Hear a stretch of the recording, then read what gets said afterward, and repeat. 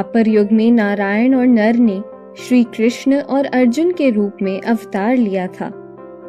एक बार दोनों ऋषि भाई बद्रिक आश्रम में घोर तपस्या में लीन थे।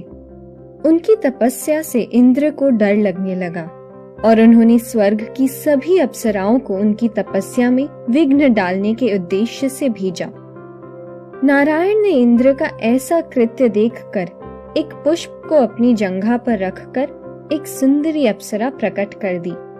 उस अप्सरा की सुंदरता के समक्ष इंद्र की भेजी हुई सभी अप्सराओं की सुंदरता फीकी थी। नारायण की जंघा, जिसे उरु भी कहते हैं, से जन्म लेने के कारण उस सुंदरी अप्सरा का नाम उर्वशी पड़ा।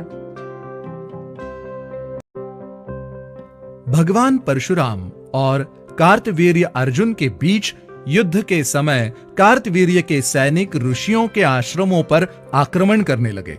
जब भगवान परशुराम ने कार्तवीर्य का वध कर दिया तो उसके पुत्रों ने ऋषियों को अपना निशाना बनाया। इसी प्रकरण में एक बार उन्होंने पाराशर ऋषि के आश्रम में भी आक्रमण कर दिया। जब ऋषि ने उनको रोकने का प्रयास किया तो इस प्रक्रिया में उनके पैर में चोट लग गई।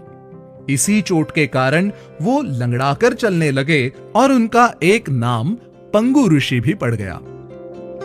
एक नदी के तट पर एक विशाल वृक्ष था। उस वृक्ष पर बहुत सारे पक्षी निवास किया करते थे। एक दिन एक अंधा गिद्ध वहां आया। पक्षियों ने दयावश वृक्ष के टोकर में आश्रय दे दिया। गिद्ध पक्षियों के बच्चों का देखभाल करने लगा। पक्षियां जब भी भोजन की तलाश में जाते तो गिद्ध के लिए भी भोजन ले आते थे। एक दिन एक बिल्ली वहां पर आ पहुंची। उसकी दृष्टि पक्षियों के अंडे और उनके बच्चों पर पड़ी। बिल्ली उन्हें खाने के लिए वृक्ष पर चढ़ गई। पक्षियों के बच्चों की आवाज सुनकर गिद्ध टोकर से बाहर आया और चिल्लाकर बोला, कौन है? और बोली, मैं बिल्ली हूँ। गिद्ध ने उसे वहां से चले जाने को कहा। तभी बिल्ली कहने लगी, मैं शाकाहारी बिल्ली हूँ। बिल्ली किसी भी तरह करके गिद्ध को मना ली और उसके टोकर में रहने लगी। अवसर पाकर एक एक पक्षियों के अंडे और बच्चे खाने लगी। एक एक करके अपने बच्चों और अंडों के गायब होने से सभी पक्षी चिंतित और दुखी थे। जैसे ही बिल्ली को इस बात का आभास हुआ, वह टोकर छोड़कर भाग गई। पक्षियों ने जब वृक्ष के टोकर में झांका तो उन्हें वहाँ ढेर सारे पंख दिखाई पड़े। उन्हें लगा कि गिद्ध ने ही उनके बच्चों को खा लिया है। उन्होंने चोंच मार मार कर बूढ़े गिद्ध का काम तमाम कर दिया। दोस्तों, जिनके कुल स्वभाव की जानकारी न हो उसे आश्रय नहीं देना चाहिए।